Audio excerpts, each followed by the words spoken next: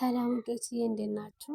ትናንት ግብዣ እንግዲህ ገስት ላይ ማለት ነው ሰሞኑን አዲስ ነገር አለ ጠብቁ ብላለኝ እና 3 ቀን ጠብቁኝ ብላለች እና አዲሱ ነገር ምን ይሆን? በእርግጠኝነት ብዙዎቻችሁ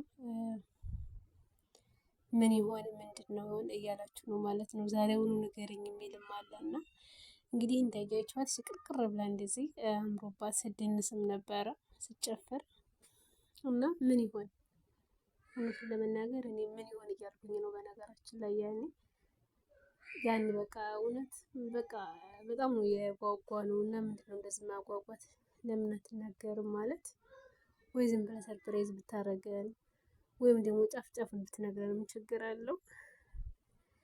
እውነቱን ለመናገር እንደምታዩት እንግዲህ አምሮባታል። የገስት ላይ የተነሳች ፎቶ ነው። ፎቶ ይነሳሉ ገስት ላይ ምናምን እንዳሉ ፎቶ ይነሳሉ ጋይስ ማለት ነው ሁሌም እና እኔም አንዳንድ ቀን እያጋጠመኝ ያው እያነሳኋት ነው። በዛው አጋጣሚ እኔ ነኝ ያነሳኋት። ትሄድ እያመጡት ደውል ነበር እንዴ ማለት ነው እስከዛሬ ድረስ ማለት እዚህ ላይ ብዙ ጊዜ መቀመጥ እኔ አልቀመጥም እና አላቅም እንደዚህ ገስት ላይ ምናምን ፎቶ መነሳቱ እና ይሄን ፎቶ ከየት እያገኙት ነው? ለምን እኔ አላገኘሁትም እያልኩኝ ቲክቶክ እገባለሁ፣ ኢንስታግራም እገባለሁ፣ ቴሌግራም እገባለሁ። የማልገባበት የለም ግን አላገኘውም።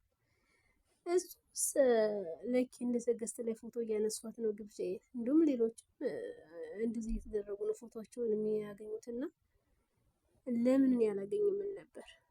እንግዲህ ያ ምንድን የሆነው አልከታተልም እና አሁን ላይ ግን ስከታተል ምናምን ይኸው እኔም ገባኝ ማለት ነው።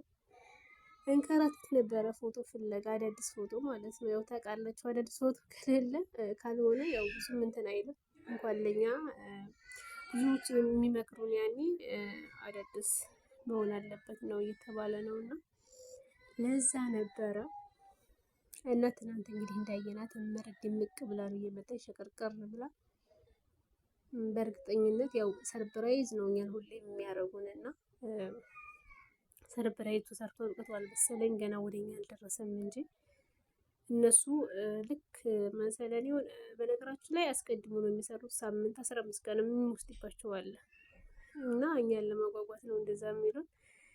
እሷ ሰርታ ጨርሳለች ይመስለኛል። ሰርፕራይዙን አይናገሩም፣ ብዙዎች አይናገሩም እንዳያቸው ማሂ ማለት ነው። ውጭ ሀገር ከሄደ ሳምንቷ ነው። ቪዲዮውን ግን ያየነው አሁን ዕለት ነበር ተመልከቱ። እና ወደኛ አያደርሱም ማለት ነው። እንወዳችኋለን እናከብራችኋለን ያለ እናንተ ሳንነግራችሁ ምናምን ምናምን። እሺ ለምን አስቀድሞ አይነግሩንም ጋይስ? ለምንድን ነው ያን ማለት የሚያጓጉ? ለምን እና ለቪዲዮአቸው ነው ብዙዎች ቪዲዮ እንዲታይላቸው ምናምን ሁሉም ሰው ማለት ነው። ደግሞ አይፈረድባቸውም ያው ስራቸው እንጀራቸው ስለሆነ ነው። እና ውዶች ለዚህ ቻናል አዲስ ካላችሁ ሰብስክራይብ፣ ላይክ፣ ሼር እያደረጋችሁ አበረታቱኝ። የግብዣን ሰርፕራይዝ ደግሞ እንግዲህ ሁላችንም በጉጉት እንጠብቃለን። ዩቲዩብ ላይ ሰሞኑን እመጣለሁ ብላለች እና ምን ልላችሁ ፈልጌ ነው ማለት ነው እኔ ሶሻል ሚዲያ ላይ ማለት ነው እኔ ምንም ቲክቶክ ይከፍላችኋል እንዴ? ቲክቶክ ቪዲዮ ይከፍላል እንዴ? ይከፍላል እኮ ሲሉ ሰምቻለሁ ማለት ነው። እስኪ ነገሩ በዛው አጋጣሚ ቲክቶክ ቪዲዮ ተማን ተውጭ ሀገር ጋር ምናምን ታያያዙት ምን ነው ልጅ አላውቅም ብቻ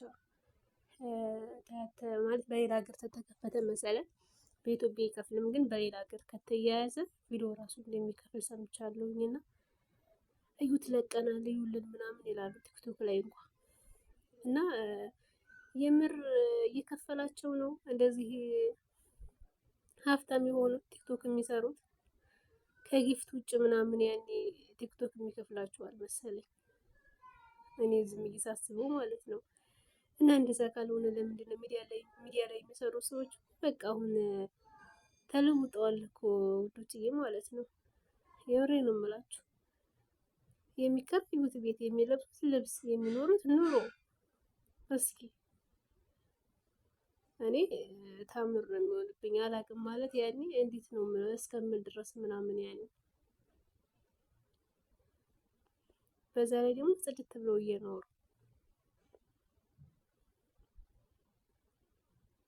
ከጊፍት ውጭ ቪዲዮ ይከፍላቸዋል መሰለኝ። በነገራችን ላይ ሁሉም ይከፍላል ብለዋል። ያን አሰራሩን ስለ እኛ ስለማናውቅ ነው እንጂ ዋትሳፕ፣ ኢሞ የምሬ ነው።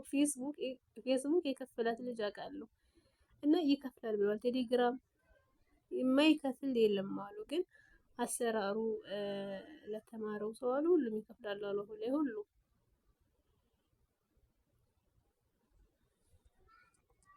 እና ውዶትዬ፣ ለማንኛውም ሶሻል ሚዲያ በቃ ምላስ ስላለው አፍላለው ነው የሚሆን ማለት በደንብ ወሬ የሚችል ማሳመን የሚችል ምናምን በቃ አለ አይደለ?